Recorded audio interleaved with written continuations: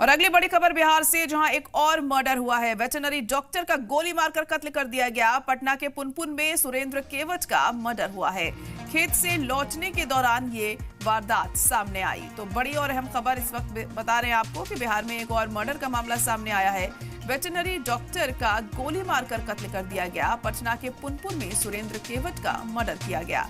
खेत से लौटने के दौरान ये वारदात देखने को मिली है। तो पटना में इस तरह की वारदातें अब आम होती जा रही हैं। पिछले कुछ दिनों में कई घटनाएं ऐसी हुई हैं जहां खुलेआम मर्डर कर दिया गया, और अब ये ताजा मामला पटना के पुनपुन इलाके का सामने आ रहा है, जहां पर सुरेंद्र केवट का मर्डर कर दिया गया है। वेटरनरी डॉक्टर का गोली मारकर कत्ल किया गया। पटना के पुनपुन के सुरेंद्र केवट का मर्डर हुआ है। खेत से लौटते वक्त इस वारदात को अंजाम दिया गया। फिलहाल पुलिस मामले की तफ्तीश में जुटी हुई है, जांच पड़ताल कर रही है। लेकिन बार बार सवाल बिहार की क्राइम स्टेटस जो है उस पर उठते हुए दिखाई दे रहे हैं, सुरक्षा व्यवस्था पर उठते हुए दिखाई दे रहे हैं। और ऐसे में क्या कुछ अहम कदम उठाए जाते हैं आने वाले दिनों में सरकार की तरफ से, ये बहुत खास हो जाता है देखना, क्योंकि लगातार एक के बाद एक कई घटनाएं ऐसी सामने आई हैं बिहार में, और क्राइम ग्राफ जो है वो बढ़ता जा रहा है बिहार का। और ताजा मामला पटना के पुनपुन से सामने आया, जहां पर एक वेटरनरी डॉक्टर को मौत के घाट उतार दिया गया और गोली मारकर उनका कत्ल कर दिया गया। फिलहाल पुलिस मामले की तफ्तीश कर रही है, किसने इस घटना को अंजाम दिया, कौन इसके पीछे है, ये जांच के बाद ही साफ होगा। लेकिन अभी फिलहाल मामले की तफ्तीश जारी है, और बार बार क्राइम की बढ़ती घटनाओं को लेकर बिहार में सवाल भी उठते हुए दिखाई दे रहे हैं, जिसे लेकर ऑपोजिशन भी पूरी तरह से हमलावर है सरकार के ऊपर। और एक के बाद एक कई मर्डर्स पिछले कई दिनों में सामने आए, और अब ताजा मामला पटना के पुनपुन में भी देखने को मिला है, जहां सुरेंद्र केवट का मर्डर कर दिया गया। खेत से लौटते वक्त इस वारदात को अंजाम दिया गया है। तो बड़ी और अहम खबर इस वक्त बिहार से आपको बता रहे हैं, जहां पर मर्डर का सिलसिला थमने का नाम नहीं ले रहा है। अब एक और मर्डर यहां पर हुआ है। खेत से लौटते वक्त इस वारदात को अंजाम दिया गया। सुरेंद्र केवट उस वक्त खेत से लौट रहे थे जब उन्हें मौत के घाट उतार दिया गया। लेकिन क्या वजह रही इस मर्डर के पीछे, यह भी साफ नहीं हो सका है। क्या कोई आपसी रंजिश थी या कोई और कारण इसके पीछे होगा, ये पुलिस तफ्तीश में पता लगाएगी। फिलहाल जांच इस मामले में चल रही है, कोई गिरफ्तारी अब तक नहीं हुई है, और वक्त के साथ साफ होगा कि इसमें क्या कुछ निकलकर सामने आता है। तो अहम खबर इस वक्त बिहार से, जहां पर सुरेंद्र केवट का मर्डर कर दिया गया है। वेटरनरी डॉक्टर थे सुरेंद्र केवट, जिन्हें मौत के घाट उतार दिया गया, और जब वो खेत से लौट रहे थे उसी वक्त उन्हें गोलियों से भून दिया गया।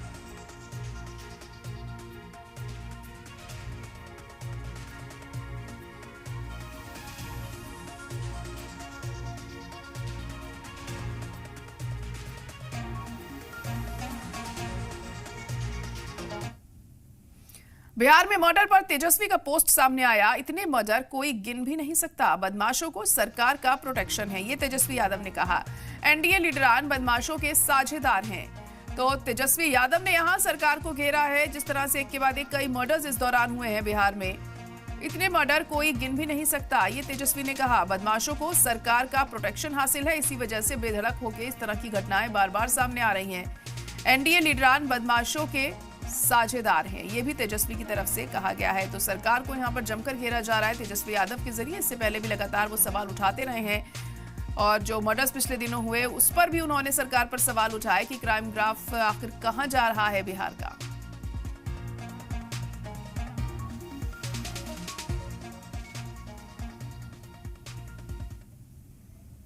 और इसी खबर पर ज्यादा जानकारी के लिए हमारे नुमाइंदे प्रभंजन कुमार जुड़ चुके हैं पटना से। प्रभंजन, तो एक के बाद एक कई मर्डर की वारदातें पटना में सामने आई हैं, और अब ताजा मामला वेटरनरी डॉक्टर का हमें देखने को मिला है। तो वहीं तेजस्वी यादव भी अपोजिशन के तौर पर सवाल उठाते हुए दिखाई दे रहे हैं सरकार पर। जैसा कि घटना कल रात में पेश आया है, जहाँ पे एक ग्रामीण चिकित्सक हैं, एक साथ किसान भी हैं। वो रात को 9 बजे जाते हैं और उनके साथ ये वाकया पेश आता है। फायरिंग की आवाज़ सुनाई देती है, लोग दौड़ते हैं और पता चलता है कि 2 बाइक पे सवार 2 लोग हैं, और उनके साथ उनको गोली मारी जाती है। आनन फानन उन्हें एम्स ले जाया गया, जहाँ पे डॉक्टरों ने उसे मृत घोषित कर दिया।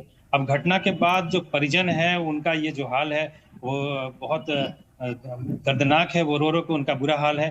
वो इस घटना की निंदा भी कर रहे हैं, और इस तरह की घटनाओं पर लगातार आरोप लगा रहे हैं कि कहीं ना कहीं पुलिस प्रशासन इसको रोक पाने में सक्षम नहीं हो पा रहा है। हालांकि सरकार और पुलिस प्रशासन अपने स्तर से कार्रवाई कर रही है, लगातार पुलिस छापेमारी भी की जा रही है, पेट्रोलिंग भी की जा रही है, लेकिन फिर भी वारदातें जो हो रही हैं इस पर तो उंगली उठना लाजमी है।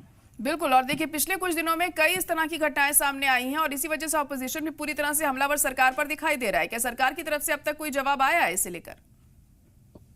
जैसा कि आज 10 दिनों के अंदर में जो घटनाएं घटी हैं, उसके बाद जो पुलिस प्रशासन या सरकार लगातार एक्शन मोड में नजर आ रही है। लगातार मीटिंग किया जा रहा है, पुलिस प्रशासन को नए निर्देश दिए जा रहे हैं और उस पर कार्रवाई भी हो रही है।